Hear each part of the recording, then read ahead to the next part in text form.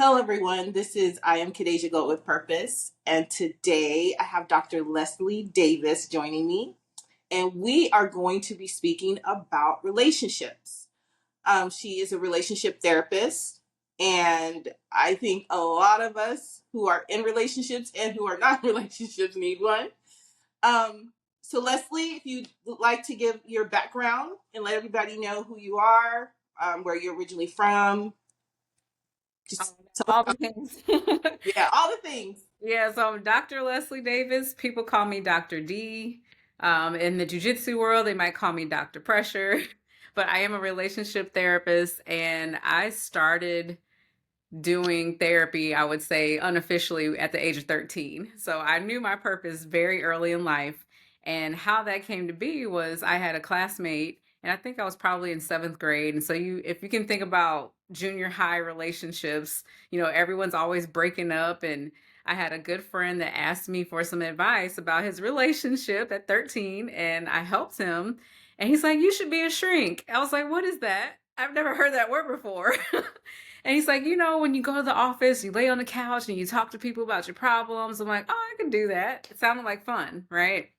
And so I also was always interested in relationships. And I guess growing up as a only child with a single mom, I was always fascinated with other people's families and their parents' dynamics. And I just started studying relationships. So if you can remember back in the day, like there's all these radio stations, like the late night, relationship stuff and even the love songs that would come on at night. And I'm not supposed to be listening to these things, but I was.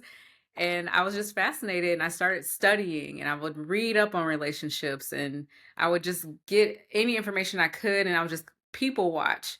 And over time, I was like, I really think I'm supposed to do this. I think I'd be good at it because people, not just my friends, but adults kept coming to me asking me for advice when I was 13. I'm like, I don't know anything about relationships, but whatever I said spoke to them. And I decided that was the lane I was going to go into once I became a therapist. So, primarily, I work with young adults, college age students. I work with couples of all types of couples at different stages in their relationships. And I would say most of the women that I work with, they are, if you can think of the Olivia Popes and the Mary Jane. So they're like high functioning, very successful women, like I bosses, CEOs. Yeah, and they're great in every area of their life except relationships. And so they come to me for support and guidance. And I think for some reason it must just match who I am because I think I fit into the Olivia Pope syndrome. But I think I just cater to them. Like they just find me. I don't ever put myself out there to find clients. They just find me. And I primarily work with people that are in Illinois and Missouri because that's where I'm licensed. So, where I'm located, just to be clear, I am in Illinois, but the southern part, which is like on the border of St. Louis. So, I'm on the border of Missouri. So, I see people on both sides. nice. I know that was a lot for my No, intro. no, no, no. So are you originally from there? Is that where you're born, lived? Well, I was And, born in Arkansas, a very oh, tiny town that I don't even know if it still exists. It was on a military base, okay. and my parents, my dad was military, and when I was a baby, he was stationed here in Illinois, and I've been here ever since. My parents divorced when I was 3, and I grew up in a very small town where there was probably 2 or 3 black families, predominantly white, Yeah. very rural. So if you can imagine that, I was always the only black student in my classes until I got to college. So that's the life I lived. So what college did you go to, if you don't mind me asking? Yeah. So for undergrad, I went to Wheaton College, Okay. which is in Wheaton, Illinois, and I Hmm. got my bachelor's in sociology. And Okay. then I wanted to stay in the Chicago area. I loved it, but couldn't find a job, so I had to come back home. And so where I live now, it's like right outside of a military base. Still small town, but a little bigger than where I grew up. And I got a job here as a social worker for child welfare. And then I decided I wanted to just keep going with my education because I had a plan. I had a plan like when I was really young. I was going to get my PhD when I was 40 or All before right. 40. So I think maybe 2 years, well, a year actually after I got my bachelor's, I went back to school, got my master's degree at McKendree University, which is local here. Okay. And then I think in 2000, it was either 2018 or 2019, I went back and got my PhD, where I Oh, started the program. And that was through Regent University in Virginia Beach. well, congratulations on that. Thank That you. is a beautiful thing. Thank That you. is beautiful. I admire women who continue their education no matter the age. They're just like, I'm just going to keep doing it. And Yeah. that's very inspiring. My pastor, before she went to school for her doctorate. She was like in her 70s when she got it, if I'm Wow. not mistaken. Yeah. Yeah. So Education should be for life. Like it shouldn't matter how old you are. right. Yeah. That inspires me because I'm thinking about not thinking. I have a plan to go back and Good. get my degree in I have a bachelor's degree in, business management, but I want to go I don't necessarily want to go into the field of psychology, but I want to understand Mm. I want to really, really understand and be educated on um, the human condition. Mm-hmm. You know, so like I said before, I have people that come to me and like you said, you have people at 13 asking you for advice. I have people that are talking and asking me questions, and sometimes I'm like, that would be good for a therapy session for somebody, or and I want to be able to not be their therapist, but be able to give good advice, or at least say, hey, look into this and look into that. So I'm really thinking about looking and going back to school for that. It won't be like a full time thing, but piece by piece. So you're very inspiring. In fact, what you don't know is you're one of the people that made me think about doing that. Oh wow, thank you so much. Yeah, when I saw you post something, and then I did a little bit of deep dive, and I was like, I, I think so. I mean, I kind of see my life as like if I can do it, anybody can do it. And Right, I love that God allows me to inspire other people, and especially when I don't even know that I'm doing it because I'm just being me. I'm not right, doing this for any attention. It's just this is what I'm called to do. And I think yeah. the special populations I like to inspire are single moms. So I'm a single mom. My Me son too. is 21.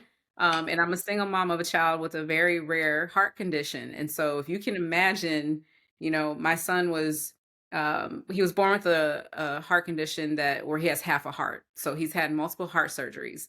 And so while I was in my master's program, I had to work full time because I'm a single mom, had to take care of him. My son was in the hospital for 2 summers while I was in school full time as a student to get my master's Okay. and getting, doing the internship. And he's Yeah, having heart surgery, and I'm going from work to the hospital, like living there at the hospital with him.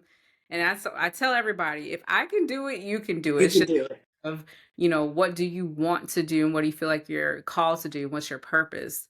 And even while I was in my PhD program, that's your key word, right? Purpose. So, but I even like that when you said that when you uh said that purpose. I always say glow up with purpose because when you have God behind it, that purpose lasts. absolutely, It's consistent. It's a never ending journey. absolutely. That's for me. That's my opinion. Whoever else, I don't care. You don't have to agree, but you know what I'm saying. And when you said God kept holding you on, and you had God with you through that, and your son being that's hard, and Hmm. being a single mother and Hmm. going to school because I've done it too. I didn't have it. My son wasn't sick. Got luckily my son was healthy, but to go to school, raise a kid, have a job, what Hmm. you did was such a beautiful thing, and it needs to be celebrated. Thank Like that needs to be celebrated because women and just people in general need to know that whatever obstacles you have, what your purpose behind it, and with God, you. it can happen. It might take a little bit longer. It might be hard, but yeah. And I tell everyone that that really is striving to improve themselves, or they have these goals, because I'm a very goal driven person, Hmm. but the only thing that can get in your way is you. If Correct. you in your purpose, nothing can stop you but yourself, because God will always make a way for things to happen when they're supposed to happen. He will give you the grace, he'll give you the energy, he'll give you the Yes. people you need. Even when you don't even ask for it, he's going to show up for you. Yeah. And that is such a beautiful thing, and that helps you develop discipline and motivation and a relationship with God when you understand your purpose and you want to do it and you're like, I want to do it. God has me. Yeah. We're going to work through this and we're going to work this out. So I appreciate you sharing your story on that. Yeah. That's so beautiful. Um, all right, so I have a question about relationships Okay. because you're the relationship guru. All right. And define a healthy relationship. What do you think is a healthy relationship? There's parts to that answer. So Go I think, ahead. in general, when I think of a healthy relationship, I'm thinking of a connection that you can make with someone where you can be healthy and they are also healthy. So there's a natural connection you can make with someone. It's not always easy. So just because it's hard doesn't mean it's not healthy. But when you choose to be with someone, you choose to connect with someone, and you can still be yourself. So you're not getting lost in the relationship. You're not silencing yourself in the relationship, and you're not intentionally damaging the person you're connected to. That is a healthy relationship. Okay. I remember you said something earlier about the women that you dealt with had the Olivia Pope. I don't want to say syndrome, but That's what we personality. call it, the Olivia Pope Is that syndrome. what you call it? Mhm. Olivia Pope syndrome, the Mary Jane syndrome, the power, I think what we call would be A type personality. Would you fit that in to Yeah. that? Um, for them, for that kind of woman, how would you say if they feel like I want to be in a relationship, I have all these things, what is it that I need to do to get healthy emotionally and be able to function health in a healthy relationship? So Keyword is checking your sense of control or your need for control. Because in other areas of our lives, we have control. We can control what type of job we're in. We can control, most of the time, if you're a boss, you're controlling the people underneath you in some way. You can control your day, you can schedule your time. But when you're looking at relationships, you can't control the other person. And then there's confusion that comes up because you have lost control. And if you're in a relationship where you're trying to control the other person, you're gonna lose it because they don't want to be controlled, but you're not gonna see. I guess you're not gonna take time to see the deeper parts of yourself that you're out of control for yourself, if that makes sense. So yeah, we do that all the time. Like there's this whole wheel of the power control wheel, and a lot of people use that for like domestic violence victims to help them understand the dynamics there. But I think people in general, when we have lost control in a situation or lost control of a relationship, will do certain things to regain it. And sometimes trying to do that is, I'm going to chase you. I'm going to call you 50 times until you answer, or I'm going to withhold sex to control this situation, or I'm going to tell everybody about you and what you did, and I'm going to post us on social media. Things like there's so many things that we do that is oh my toxic god, behavior because it, we don't have control of the relationship. do you think that starts with childhood? The lack of Or control. yeah, It depends on the person. I okay, think there are times when maybe that was modeled for us. I think it's a societal issue, honestly, because okay, if you think about music and the movies, like the influence that social media has had about how to deal with connections, you yeah, know, as women, we're taught you get what you want. If you want to be happy, you don't need nobody, but we do need people. We're yeah, created for connection. We're wired that way. And right, so when we crave it, we're going to do things to keep it as long as we can. And sometimes we we do what we're shown. So maybe we did grow up in a household where there was violence or there was cursing, or we saw our mothers act a certain way to manipulate the man in the relationship, or we Mm-hmm. saw our mothers manipulate other people like her friends. And so Yeah. behaviors model for us, and we learn to do that and learn that that's appropriate. Or we watch other people online that are uh influencers, right? Mm-hmm. That say you should do this. If you want to get a man, this is what you do. And a lot of the information is toxic. Toxic. And bringing that up, that was like one of the things I wanted to talk to you about because you know how you're scrolling through TikTok, right? Mhm. And they have all the lives. I don't know if you've ever been. I know some people just don't mess with TikTok. I don't mess with TikTok. Okay. And that's part of my detox. I posted I'm doing a detox in July, and social media is part of it. Ah, that's a good one. And so I sometimes I'll scroll, and they have these lives, right? Mhm. And there'd be like six people just angry and going at each other and talking about relationships. The men talking about women badly, or the women talking about men badly, or the men talking about men badly. There was one where the guy was telling women, stay away from men. Just leave us. My advice is just 100%. We're all bad. Blah blah blah blah blah. And I was like, oh my god, it's getting worse. I didn't, I was just like listening because I'm like, what are these people saying? And what I realize is everybody's feeding into the anger, the hurt, and the frustration and the dysfunction of people on these lives. Nobody's feeding the love, which is what's needed. A lot of people lack love, empathy, understanding, accountability. Mhm. Everything is the blame. It's Yeah. because of this, it's because of that. And with social media is the most toxic place a person who is in a lot of pain go Mhm. should they should stay away from that. And I always tell people, especially when they first break up, stay off of social media, because this is something I didn't do. When my last breakup, I didn't stay off of social media. I didn't. I was so focused on the person, the external stuff. I was Mhm. watching all these videos that had to do with how I felt, not what I needed to do. It Yes. was it was feeding the opinion. So how this is my question for you.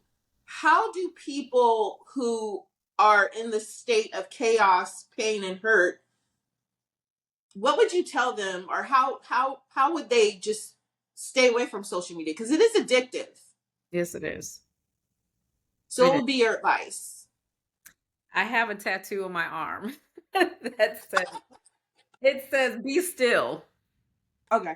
be Yes. still." Mm-hmm. Why?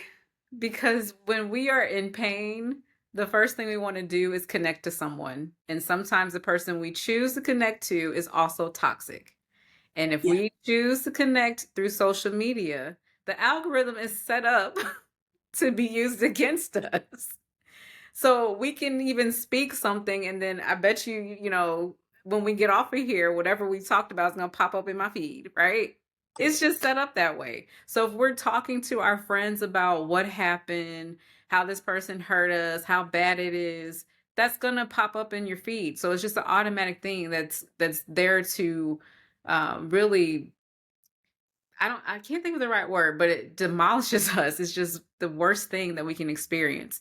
So one thing is, just be still and be mindful of the words that you use. That's one thing. Be careful what you're saying when you're hurt, because we can speak negativity that becomes real in our life, and it just carries with us, right?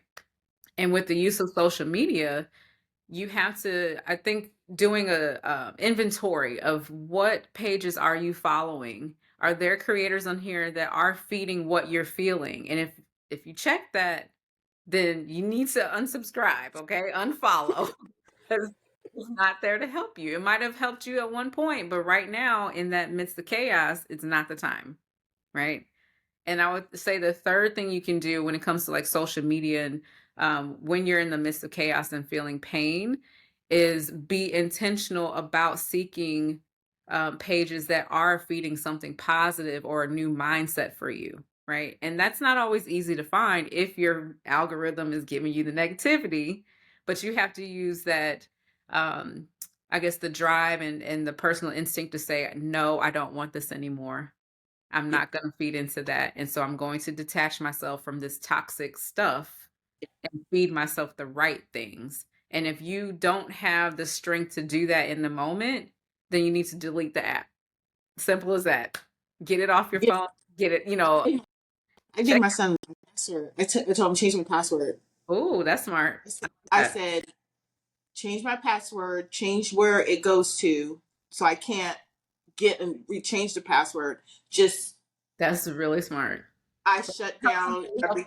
or let somebody help you be accountable with it. Yeah, Yeah. it was because you know how I would feel something, and this is something I'm very honest about. If Mhm. anybody knows my past, 6 years ago, um, my ex and me broke up. He had another woman and another in Houston, and I was here. We lived across the street. I was 100% destroyed. My foundation was just crumbled, and I was acting out. I was texting. I was like, every time I felt something, you need to know, you need to know what you did. Yeah. And when I got to the point where my mom was like, girl, you know what? Look, cry it out, but we need to figure it out. Mm, I shut down my social media accounts, um, took my phone and put it in a place where I didn't have access to it for a certain period of time. that's good. Um, got books, kept going to therapy, of course, Hmm. because what people think, I think, and my perimenopause ADHD started kicking.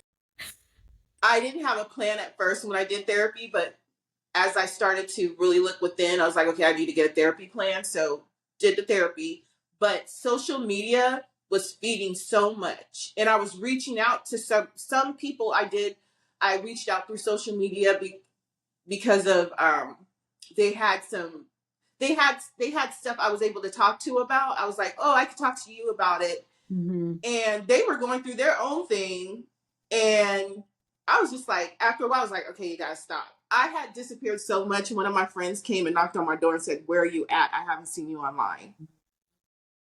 And I was like, I need to be still.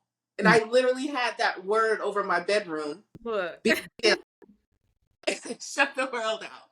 And I've talked to women about this.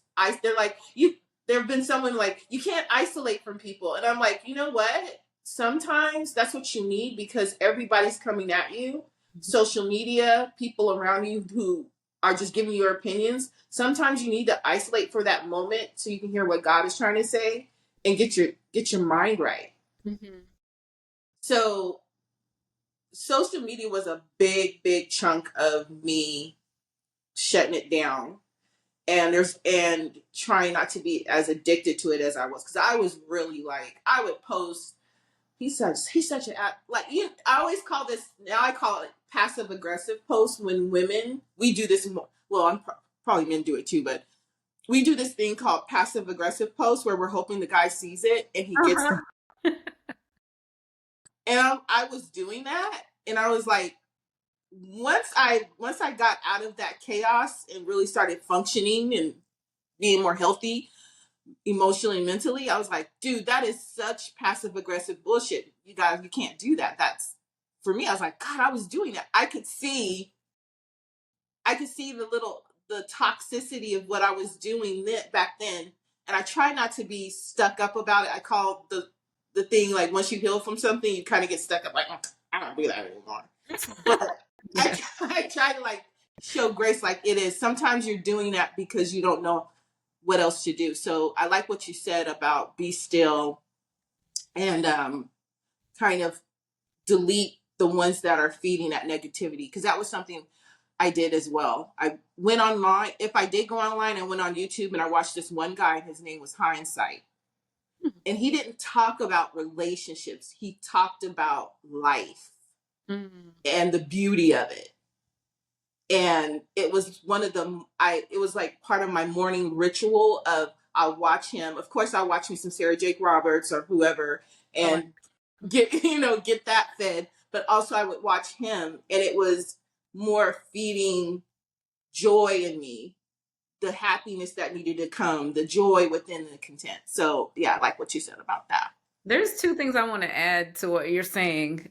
So specifically with social media, when you're seeking the positive content creators, right, or influencers, do a background check because there are so many people out here posting things that seem good and they're not an expert and their personal lives are a hot mess. And then it comes out later and you're like, I followed their lead for so long and here they are doing all this mess behind the scenes. Why would you put that into your own spirit, right? So Girl, check them out, right? girl, say, and that was something God did give me because I I don't want to say his name, but there was this real content creator, and he would sit in his car, and every freaking time he was just like, "Watch out for this, watch out for that, da da da da da da." And I would have some of my girlfriends would repost his stuff, and Mhm. for a minute I was watching him, but then I was like, discernment, the Yeah. discernment in me was like, stop it. And Yeah. it came out later how he was just he did. I didn't even know he had a wife, and he had a wife. He was abusive to her. He was cheating on her. And I was like, so all the stuff he's talking about, he's doing to his wife. Mm, She's a chaotic mess. I felt so bad for her, but then I said she had like a relationship demon in her that he had left, and she was she was on social media trying to give advice herself. I was like, stop. mm, mm. So yeah, no, background, exactly what you said. Please do a background check on these people. There are so many of them that will have you thinking that their life is what they're talking about, they're applying to their life, Mhm. you Yep. know? Yep. And And that's also true for therapists. I know you can't necessarily do a life background check on your therapist, but be mindful and you'll feel it if your therapist is giving you insight from their personal perspective and not necessarily that's therapeutic and has theory behind it. Because there are some therapists that are going through their own stuff and it spills into the therapy session. So you just have to be careful with that. yeah.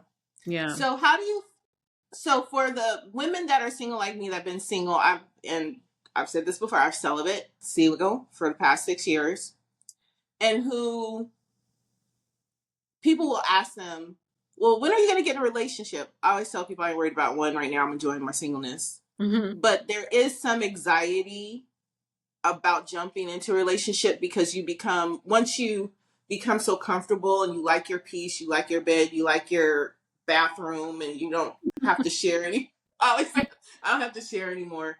But there's like that anxiety that comes with, okay, I might want to date, but I went through so much. Like, what would you say to them, about that? Yeah. Couple things that come to mind. One is, do you know what you want? So before you just go out there blindly and you're looking for a connection, because that's really what a relationship is, just making a connection. If you don't want it to be what it was before, then you have to do some soul digging of, what do I really want for myself? And who am I? Who am I to add to this connection that I'm trying to make? Right.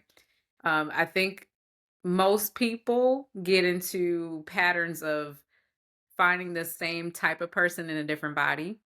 Mm. And so if you haven't done the work, that's all you're going to repeat. So the next relationship you have, it's going to be like the last one until you learn that lesson and you do some digging of saying, learning to say no to the wrong things more than you saying yes to the wrong things.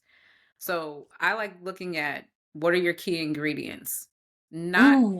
the person, but how do you want to experience the relationship, if that makes sense? So Yeah. think about key ingredients to making a cake. Well, if you take out one of those or you change it, it's going to be a different thing. It might end up being cookies instead of a cake, or it Yeah. might turn out to be completely nasty because you took something that you really needed out of it. So if you list these key ingredients, so for example, it could be I need quality time. I need Mm. someone who is financially stable. I need someone who is family oriented. Maybe they have kids or don't. Like that can be secondary, right? I need Mhm. someone who has the same faith as me. I need someone who is thoughtful and loves animals because maybe that's important to you. And Yeah. if you take one of those things away, so maybe let's add in, I want someone that's a good communicator. So if you take out one of those ingredients that you say you have to have, well, would you be happy with that? And if Yeah. the answer is no, you put it back in, you say, I have to have these things. So when you have those key ingredients on a list, then you look for that in the people that you're meeting. And they may Mhm. have some of it, but if you spend enough time with someone, you'll start to see over time that they have them or they don't. And you can't force them. You can't force Yeah. the person. Does that make Mm. sense? Yeah. I Yeah. like the key ingredient. Do Yeah. you recommend them writing themselves a list of Yeah. what they? Okay. Now there's this, okay. I don't know if you I grew up in church, and so when I was a teen, no, I was like maybe in college because I really wanted to be married, right? And so one of the elders in the church was like, "Well, make a list of what you want. Put it, be specific." And Yeah. my list was 4 pages long, front and back. Okay. And I I will love. say my current partner does meet the things on this list. Now, there are some things on the list that aren't necessarily a key ingredient, such as height requirement, right? Right. But the Right. rest of the things on there, I told you I'm very specific what I want or what Yeah. I No. thought I needed. And this person that's in my life has those things. I like that. I think because you know how they talk about Sierra's prayer, and I'm like, create Mhm. your own prayer. Sierra has her own prayer. You don't know what kind of person that man is behind closed doors. You might be getting what you don't want. So I went back to my list. This is Okay. really, and I was just like, you know how they always tell women, stop looking for the 6 foot tall men, 6'4", 6 foot. And I looked at my list. I was like, I can't believe I actually did put 6 foot tall But hey, on my if you want a certain height requirement because it makes you feel safe, or maybe you're tall, prayer. you want someone taller than you, like there's nothing wrong Not with that doing that. I'm only 5'5". I can do it was, I think where I was coming from, and this is nothing against short men, whoever watches this. I have dated men who were, you know, tiny kings or whatever they call them. Loving that term, tiny.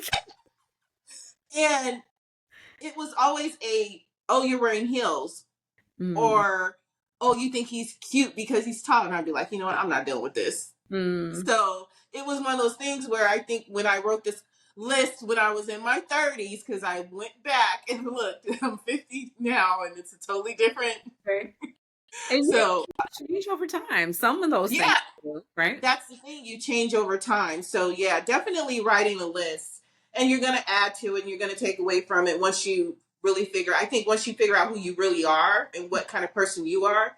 And then I always say, too, with the list, make sure that you can match it Yeah. somewhat, or they can balance you. Like you have something. I don't like bring what you bring to the table, but they're yin and yang. You guys are both, intertwined with each other, and that you're able to. There's compatibility, healthy compatibility. Please, because I know a lot of people who are in toxic compatibility relationships. Yeah. So, Yeah. um, about dating, especially right now in the digital age, Mhm. and this whole Hinge and Bumble, and there's the interracial dating sites, and then there's I'd say that there's something called BLK only sites, and then it's just all these digital dating sites. Um, what advice would you give just people in general who are like, I'm about to start dating, I want to go online. What would be some of the key, things that you would advise them on when they're doing that? One is looking at your intention before you get started. Why are you signing up on a dating site? People go on there for different reasons. They go on there for hookups. They go on there because they really want to just date and just meet people. And Yeah. some people are really looking for a genuine relationship. And so, how are you showing up in the dating world online? That's one Hmm. thing to consider because you're going to meet people on there that they are appealing. Maybe they look good in their picture, but their intention behind why they're on the app is not the same as yours. And so that would just Right. be a waste of time, if you're not doing it for the right reasons. But I would also be mindful of like how open are you to meeting people outside of your local area? Because Hmm. relationships can start like anywhere, people Yeah. are willing to move and relocate, or maybe you want something that's someone that's not so close because it feels a little bit safer for you, or where it's something where you have a sense of control because you can control how often you see each other and you get to leave your place to go see them. So that's an element that I think most people don't consider, but I think it is helpful to just think about, well, how far of a distance am I willing to look outside of my local area to meet someone? As a Black woman, how do you tell Black women? Because we have this thing where, no offense to anybody else who's watching this, but we have this thing where we're like, I'm only going to date Black men. I can't do this. I can't.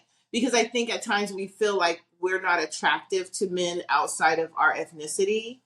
It's totally not true. And, and I think, and then we're kind of fearful of, well, if he knows I dated out of my race and this doesn't work out, is the Black man ever going to love me again, or are they going to think Mhm. I'm tainted? There's these thoughts that they make up in their head. So, what is your um, opinion, your advice to women, Black women specifically? Because I think we have the biggest, I don't know what the word would be for the taboo, I guess, would be with dating outside of our race. What advice would you give them?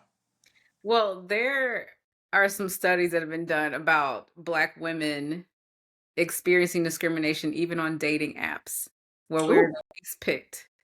And I think we do ourselves a disservice by limiting ourselves to only dating within our own race.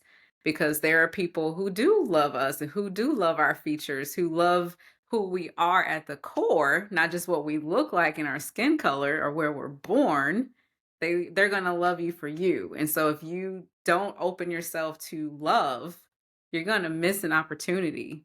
I've heard stories of people meeting someone of a different race and like, oh, I can never bring them home. My uncle gonna say something about it, or my mama's gonna have a fit, right? yeah, And so yeah, you're missing out on the opportunity because of what other people are gonna think or what they're gonna say about it.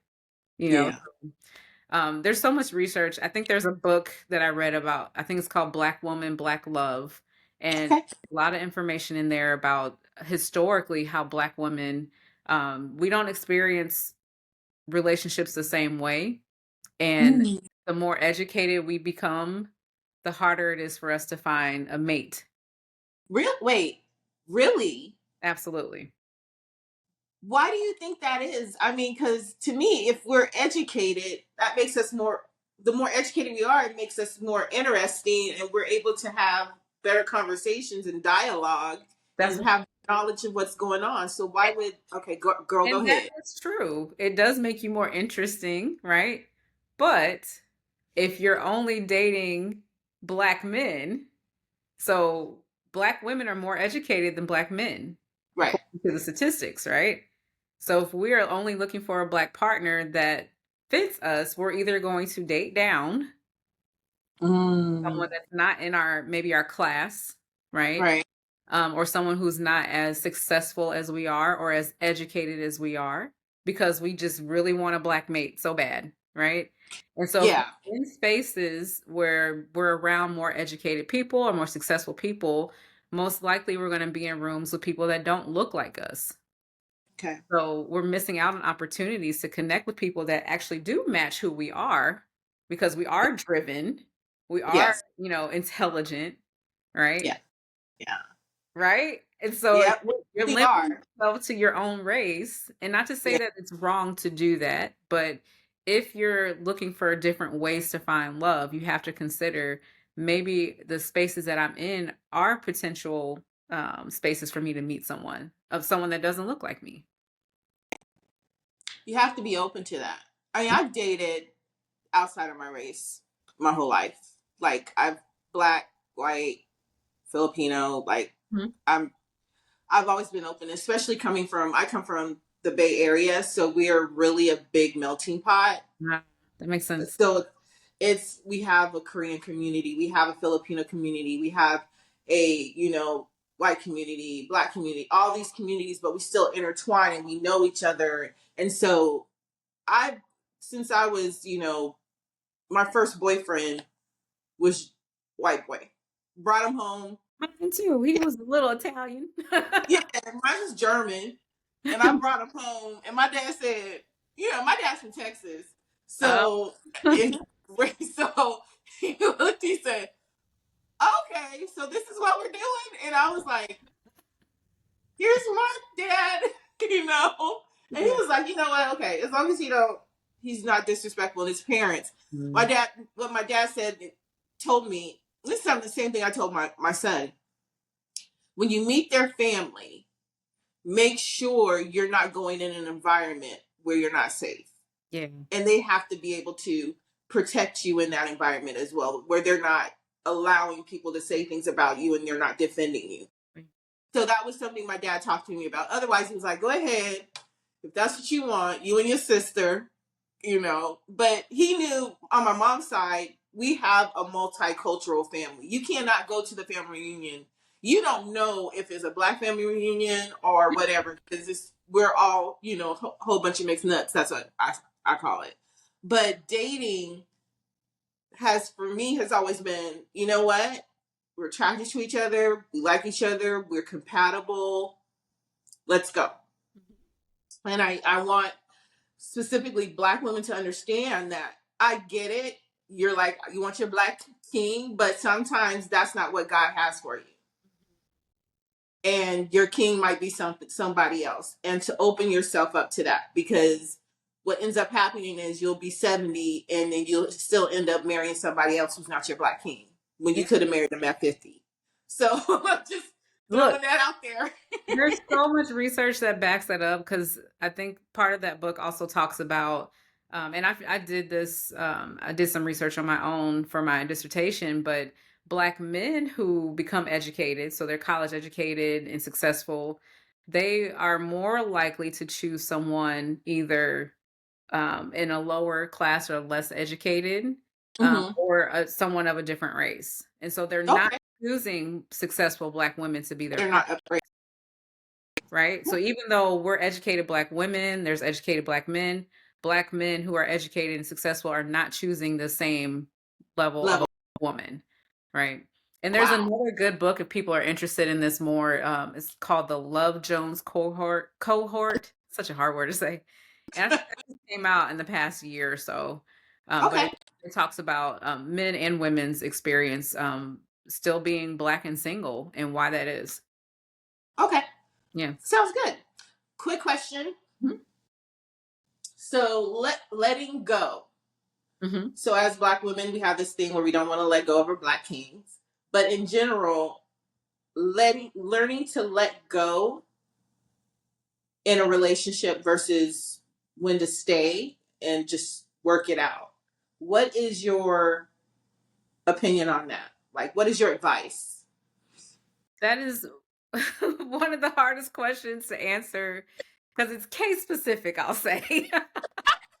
But let's just say, Abused. I always tell women, my mom was physically abused. She had her eye knocked out when she was 20. And it's backhand. She looks, you can tell, she's a beautiful lady. But it took that for her to leave. mm, hmm And then she met my dad. It was not my father. My dad was not, but hmm it was her husband before him. And I was like, Mom, you knew he was abusive the first time. Why didn't you? She's like, I was a kid. I married him when I was 15 and he was 25. So I understand that they're like, as soon as the first, I'm like, the first hit, and I was in an abusive marriage too as well. And I wish I would have left soon as he showed his his ass. As soon as they show it, I'm like, get out. There's somebody who will help you. I know if you have to walk away with no money, you can get money back, but you can't get your life back. Mm-hmm. So definitely walk out of there. But I know there are some relationships, for example, you're with somebody who cheats on you repeatedly, right? And they continue to, and they're flirting online, and they're doing all that stuff. But your guys are best friends, and you guys are this, you get along, but they just won't stop the cheating. Mm-hmm. What would you tell that woman? So what you're talking about is abuse.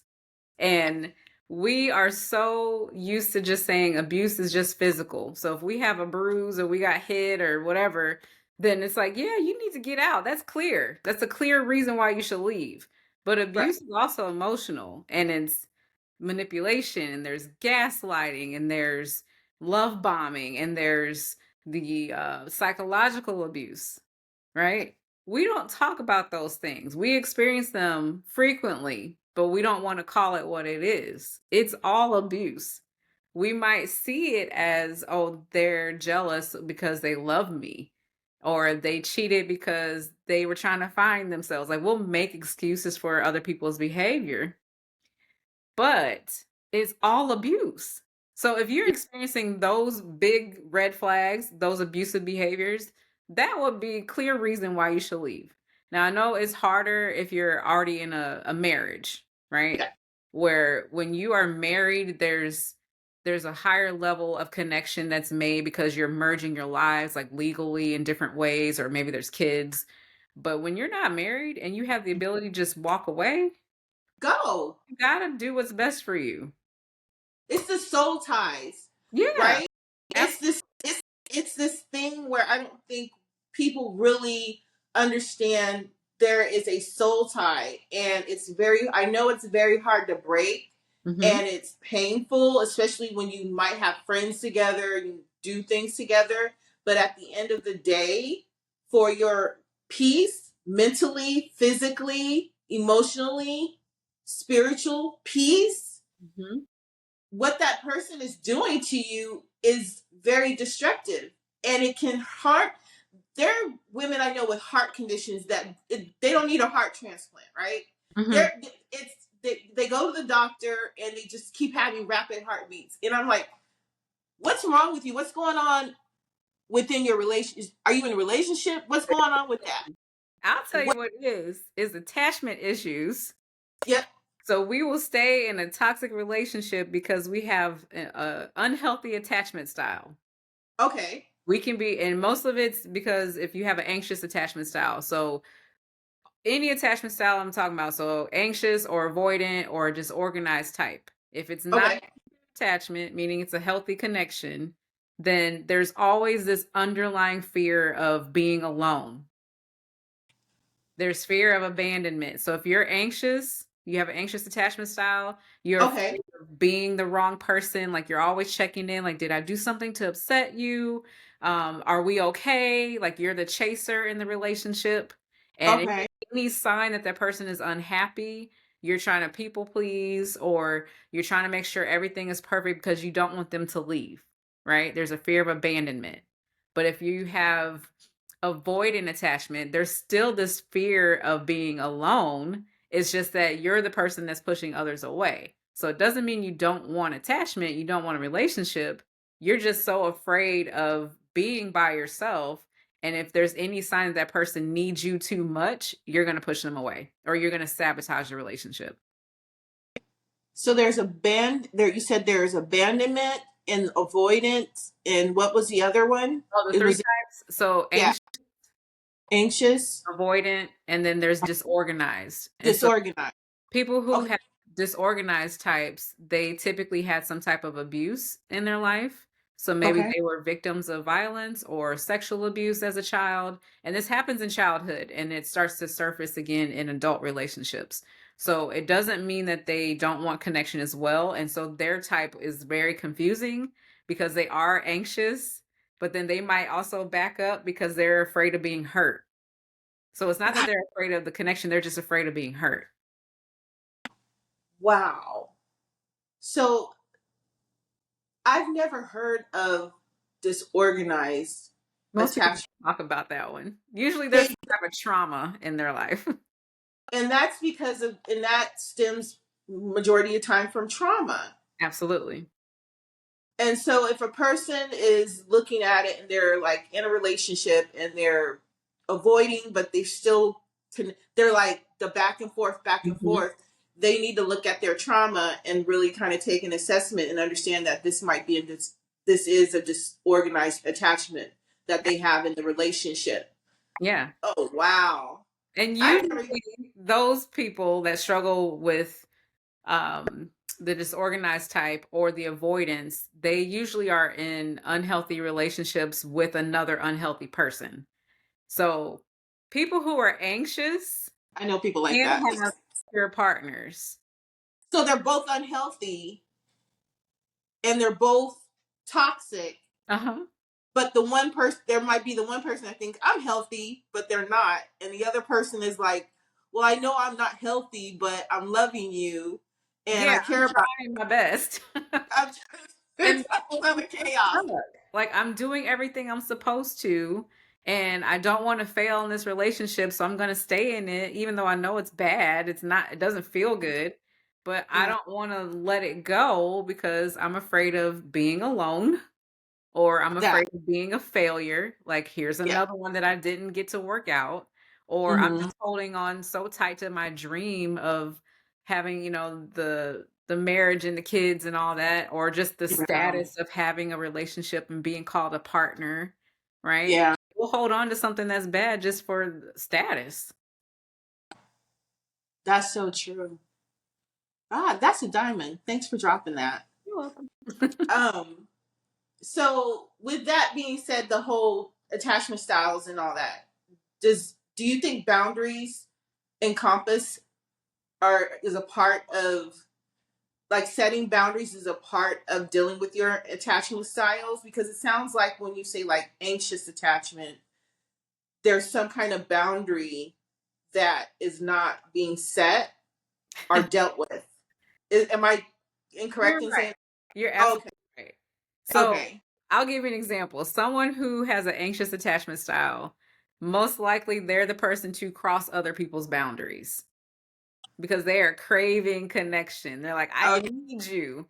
So Okay. if they're dating someone new and that person tells them up front, hey, I'm trying to work on my sleeping schedule. Like I'm trying not to stay up too late. So if you want to talk, you got to call me before 10 o'clock. Yeah. The person that's anxious, they're like calling, it's 9:59. I just want to check in. How's everything going? I hope you have a good night. They're craving that connection. They're like, I'm pushing the limits, right? Or they will show up at the person's job. I just want to let you know I was thinking about you. Or they send gifts and it's like, you're doing too much, right? The I used person to have. I that was had. you. I no. Honestly, I'm honest about it. So my last boyfriend, I would send him flowers to work if he was having a bad day. I bought him a motorcycle. Um, Yeah, girl, you should call me. I like back then. I now it ain't this right here does. There's no way. But even my ex husband, I was like, oh, you need a car. Let's go get you a car. Put it in my name. He had bad credit. Didn't wasn't getting paid enough to afford it. But I was like, you need a car. Blah blah blah blah blah. And I was one of those people that would call and say, hey, just want to see how you're doing. Do you need anything? Uh-huh. Um, I would label myself the fixer when I Hmm. was going to therapy, when I was doing like the real rooted, trying to get out of the craziness, chaotic Hmm. person Stacy was. Um, my therapist was like, "You are a fixer. You think you can fix everything and everyone. If it's money, if it's love, if it's whatever. I'm gonna love you out of this pain. I'm gonna do this." And I was. Yeah. And it was the anxious attachment style that what you're describing, that was me. Am I like that now?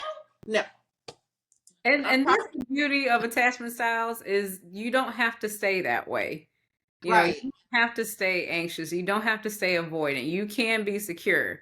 Now, a Yes. lot of that is dependent on the person you connect with, or if you don't get into a romantic relationship ever again, you can still learn to be more secure with other people you're in connection to. So it could be friends or family, because your attachment style shows up in all relationships, not just romantic. That part. And I think people don't understand that Hmm. a lot of times. The thing, your friendships, your relationships, your friend, your family, your job, Yeah. there's all these different aspects of your life, and your patterns within will show up wherever you're at. Hmm. I had to end relationships with friends because I ended 4 relationships with friends back in 2019, along with the relationship that ended the boyfriend. Yeah, when I say I was hit hard.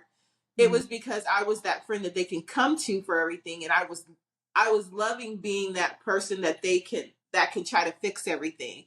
Not that they would listen, but if they needed me, I'm there. You need me to, come and sit with you and You make were sure, codependent, girl. That's what that is. girl. I was like, and, and what I did, it was something that happened where I was like, along with the breakup, I was like, okay, this breakup is done, but now I have to end all of this. Hmm. Like, I had friends that a girlfriend I was friends with since 7th grade. One I was friends with senior years, junior year, up until 40s, 30 years. Another friend I was friends with for, from my 20s and up until my 40s. Like, these were long relationships. But what I realized is it was one-sided, and I was okay with it during that time. I wasn't okay, but I was like, this is what I do. I'm that friend that you can rely on, and I'm going to do this. But there wasn't any balance in it, because Hmm. there were times when I needed a phone call, and I needed to call, and I needed someone to listen, and they wouldn't answer their phone or Hmm. even call me back when I left messages. And so now I'm the kind of person, like, I address those now. Like, if there's something that's happening and I'm like, hey, are we still friends? What's going on? You This is hear what's this happening. anxiety? Are we still friends? Or is there, like, I Are we address it, because okay? I used to not address it. I used to just let it linger. But Hmm. now I'm just like, let's have this conversation, this dialogue, to see if everything's good. Yeah. You know, I don't like leaving things, and maybe that's some things I still probably have to work on. But I know some things are just closure and you have to leave them. But some things I'm like, let's talk, see what's going on, and then if it's closed, I'm okay with it. Mm-hmm. But because I treasure you as a person and as a friend, I would like to know everything okay, because I wasn't doing that with them. Yeah. When I did end the relationships, they were like, well, you never talk. You never say anything. You never tell me this. You never say that. And I'm like, okay. I had to look at myself and say, did I not say that? Did I not? Did Mm-hmm. those words not come out of my mouth? So I had to look at that too. So, and like I tell people, I'm a work in progress. This has been 6 years of me learning how to effectively communicate with people who I feel are important to me. Let me ask you something though. Okay. So, in those friendships, if they say you never told me whatever it was, right? Yeah. So, there's this thing called self silencing where we will refuse to speak our truth about how we feel, what we need, because we want to maintain a connection to someone. And so, were those moments where you chose to self silence and not meet your own needs because you were so focused on just keeping that connection there? Yes. I was very silent. When some I had I could tell a story where um so I had a friend who, when we were younger, she would just go off and just do whatever, and I would just be like, okay, and I would follow her and be like, okay. And then as we got older, I was moving, and she came and helped me move, and in the middle of the night she invited a man over my house. the Mm. night I moved. And I was like, we were drinking, having fun. And I was like, okay, I'm going to bed because I've been moving all day. We were celebrating my move. It was, something to be celebrated. And then I woke up and she had a man in my house. Now, take it, she was married to Ah, somebody else. okay. This is what I say. I was a silent friend. And I woke up and I said, he has to leave. I Mm. don't want him here. And later on, she had came back to visit. She's like, you're not the same person anymore. Mm. And she's like, you used to like, and I was like, you know what? I'm not the same person anymore. Yeah.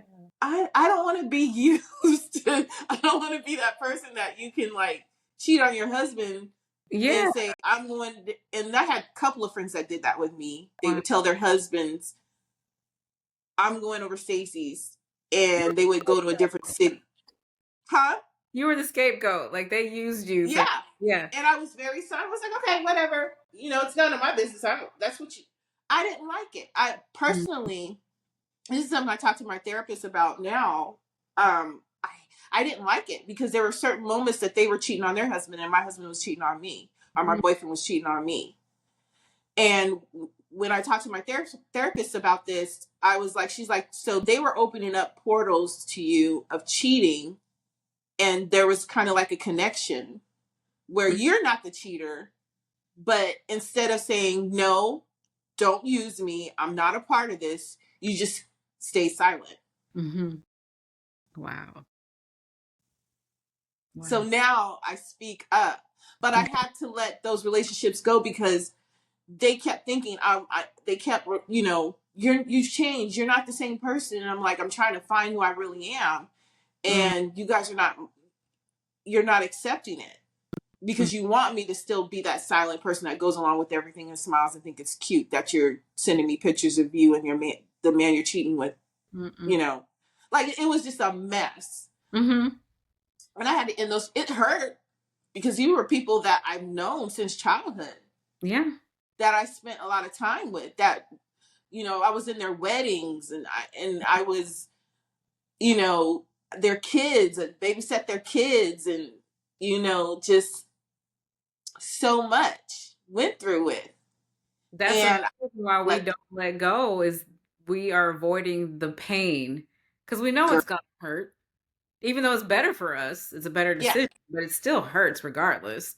And so we it don't does. feel that and we don't want to lose the potential of it getting better, Yeah, right? So we just stay. right, right. And so with that, for me, I've been like, with my friendships now, like I said, I address it. If it's not going to work, I'm fine and I can move forward.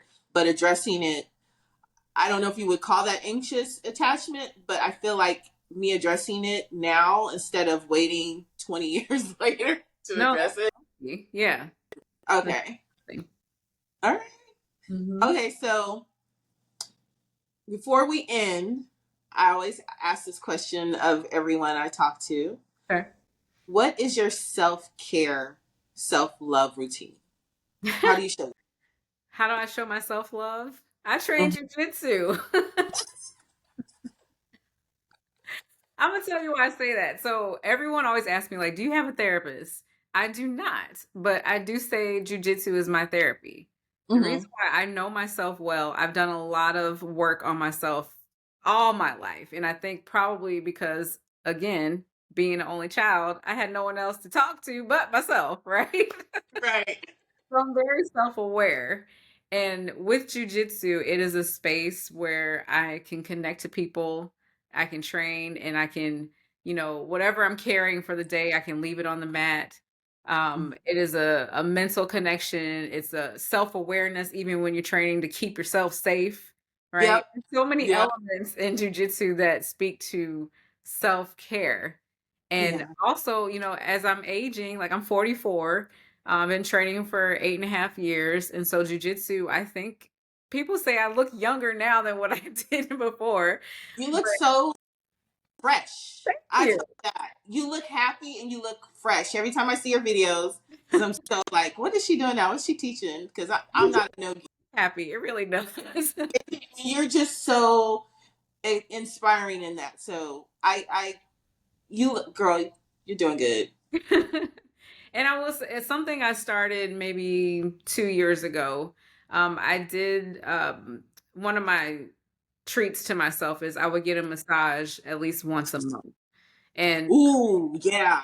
have to do because of jujitsu, like, your body's all crunched up all the time. And with stress, I'm being self-aware. I carry stress here in my shoulders and in my Yeah. neck.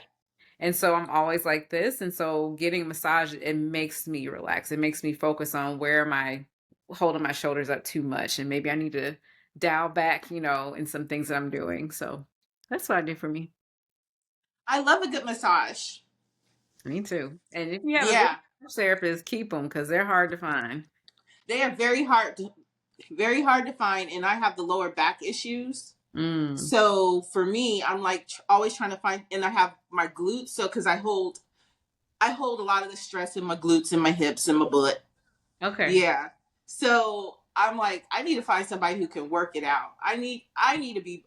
I Yes, I get beaten at jujitsu, but when I'm getting a massage, I need you to be that deep tissue person Yeah. and dig in and stuff like that. So I totally get it.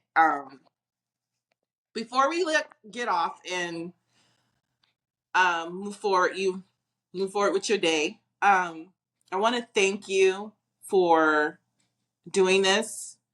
Like I told you before, I my thing is I want women to, who especially single women, to realize that it is very important to address their issues, the things that they're going through, so they can go into a healthy relationship and um, learn the differences between being with somebody who's healthy, being with somebody who's unhealthy, and then looking within themselves and seeing if they're healthy or not, and making sure that they're not bleeding all over someone. Because Ooh. I've Yeah. been that person that has bled all over and has been bled all over. Mm. And my hope for them is to have the strength, because we can give knowledge as much as we want, but have the strength to be able to say, you know what, right now I'm gonna work on me and Mhm. I'm gonna fix me. Yeah. And it is possible. So you're licensed in Illinois and where again? Missouri. Missouri. Mhm. All right. Do you ever think you'll ever do like Texas or anywhere? So there is what's called the Counseling Compact. And so it's passed in several states, but Illinois, which is my primary state, has not passed this compact. And so what the compact allows therapists to do is practice in multiple states under one license. And so right now, without it being passed, we have to pay and apply for a license in each state that we want to practice. Okay. It's All right. complicated. And I get it. I get it because there are some people that don't do the right things, and so that's why we have these laws and rules. I get it too. But Oh, it makes it hard for us to help people, especially the population I serve. Like they travel, they're in yeah. meetings and or there might be domestic violence victims that have to uproot themselves and go to another state, and then I will never be able to work with them again. So it gets annoying. Yeah. But I do offer coaching services as well, and that's one of the reasons why I started relationship coaching is because Okay. I want to be able to help people around the world. And so with coaching, there are no limitations. So yes. Okay. Mhm. All right.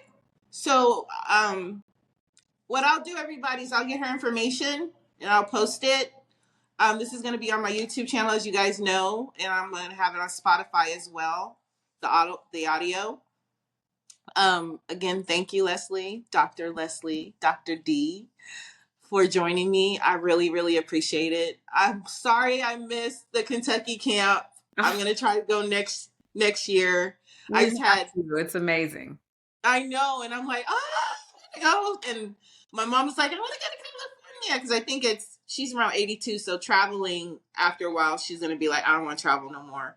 Yeah. So I was like, okay, so between that and going to Master Worlds. I don't know if you're going to go to Master Worlds. Are you thinking about it? Okay, so can I tell you a quick story? My jujitsu Yeah. story, and this is about feeds into letting go. Okay, Okay. something Okay. toxic. So the gym that I previously trained at for 8.5 years that I was fiercely loyal to, Yeah. they gave me enough reason after I saw the signs repeatedly that it was my time to exit. Okay. Okay. So I Okay. left my gym that I trained at for 8.5 years just the end of April. So it's been 2 months now where I'm with the Okay. new gym. I'm now training under Arius Bros Jiu Jitsu, and Okay. they just fit me, right? It's home. Good. And I think this is how connections work. Like I already had a connection with them with one of the twins. It's a set of twins that have a gym, and it's just amazing. Like even at the night of my promotion night where I was not promoted, they were there and they Yeah. saw what happened, and they're like, "Hey, come on, right?" Yeah. And Yeah. they want me to teach the women's program at their gym. So I'm being celebrated, right, by people who were already in my life that I Yeah. didn't know were gonna be this important to me. But because of that transition, I'm now in a healthier space, a healthier gym relationship, right? Hmm. Yeah. And Which it's just is very important to anybody who is in a gym and you are not happy and they're not treating you right and you don't feel good. And every time you go, you're like, oh, you gotta go. yeah. Have to pay attention to the signs. And that's for anyone in any type of relationship. Pay attention to the signs and know when it's your time to go. And you'll know. It's gonna Yeah. be undeniable. But let it be on your terms, you know. Yeah. And I think it's so amazing because you're doing something with women that is so important, especially in the BJJ community, because a lot of times it's maybe there's only two. I've spoken to so many women where they're like, "There's only two of us. There's only three of us," Mhm. Yeah. and I think it's very important for women if you're in a BJJ place that's safe and they're giving you that option, that opportunity to help build a women's program. Please do. Yes. Absolutely. Please do. Also,